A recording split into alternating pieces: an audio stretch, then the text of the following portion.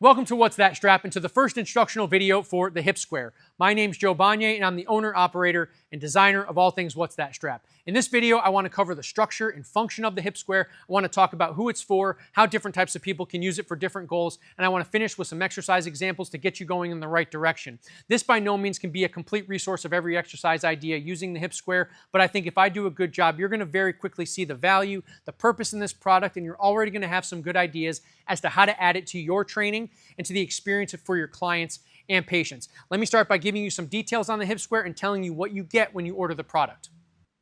When you order the HipSquare, this is what you'll receive. You'll receive 2 cubes that have belt clips molded into them, as well as 2 attachment straps, a chest strap and a shorter multi-purpose strap that you can figure out what to do with. You'll also receive a mesh drawstring bag.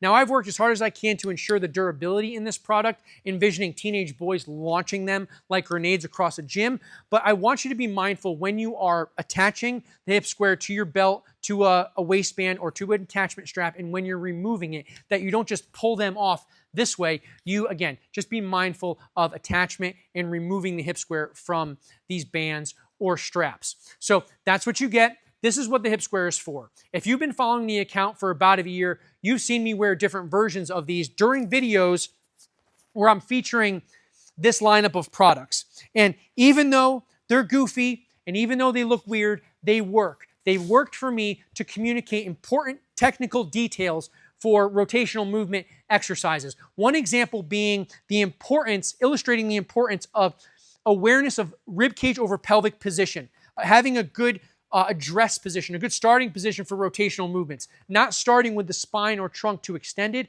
certainly not starting too flexed. That was one example that I needed to illustrate from 15 to 20 feet on camera on YouTube and Instagram. The next one of the other things I had to illustrate was pelvic motion. So you have pelvic rotation, much easier to see when I have my Shrek ears on. And then finally, tilting and tucking of the pelvis, anterior and posterior tilt, a lot easier to see, again, from 15 to 20 feet away on camera. Really important movement abilities that your client has to be aware of. Right? When you grab the chop handle or you get into the strap, it's not just grip it and rip it.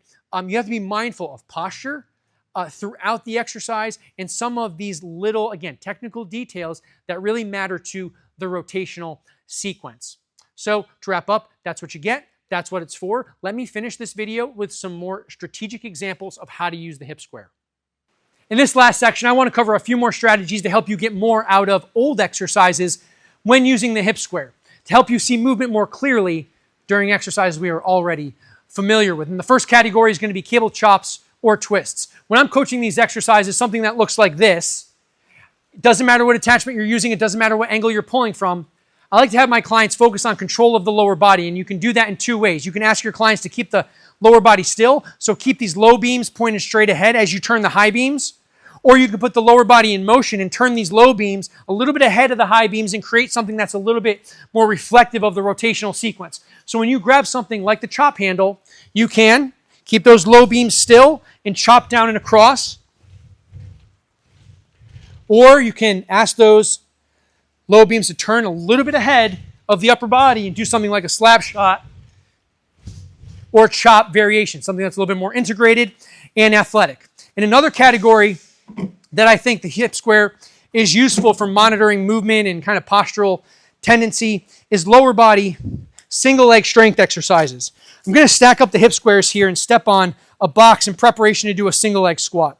What you might find in your clients, or what you might see in the mirror, is that when you do something like this, you're tilted or shifted, however you want to describe it, to start and on the way down and on the way up. When we want to have access to this stacked position, nose over toes, which means nose over sternum, over zipper, over arch in my foot, which is not an arbitrary position. It's going to be something we need to see for gait and running mechanics. We need to adduct over that stance leg. And I'm going to keep this stack, or try to keep this stack, as I go down and up. A simpler way to use the HipSquare during single leg squats is to simply put the HipSquares on your pockets and ask your clients or yourself just to try to keep them level. If their tendency is to dip too much, you can try to keep them somewhat level. I don't know how this looks on camera, but you don't only want to keep the hips square. You want to encourage yourself or your clients to move outside of traditional textbook technique and range of motion. Turn to the left, turn and dip to the right, intentionally tilt down and hike up, and explore range of motion, again, outside of textbook. Perfect to get a more complete assessment of movement capability and possible limitations. Last exercise, popular exercise, single leg deadlifts, hip airplanes, with or without weight. Start on one leg, you fold over, hinge over at the hips, nose down, nipples down, back leg straight. Probably want to start by being able to keep your hips square to the ground, but you want to be able to demonstrate some range of motion. Lift up, turn down. With weights, you probably want to keep your hips square. Balance on one leg. To stand on one leg, you have to get shifted over one leg. So you'd see that in your single leg squat as well. That wraps up all the exercise demonstrations. Let me take the hip squares off and finish up with a brief summary. To wrap up, I just want to review some key take-home messages from this video. The HipSquare is a simple visual coaching assistant that exercise professionals can wear to instruct, or their clients can wear to become more aware of their posture and movement. I think it's practical. I hope it's durable. I hope it leads to powerful movement memories and training experiences for you and your clients. Hope you found this video valuable.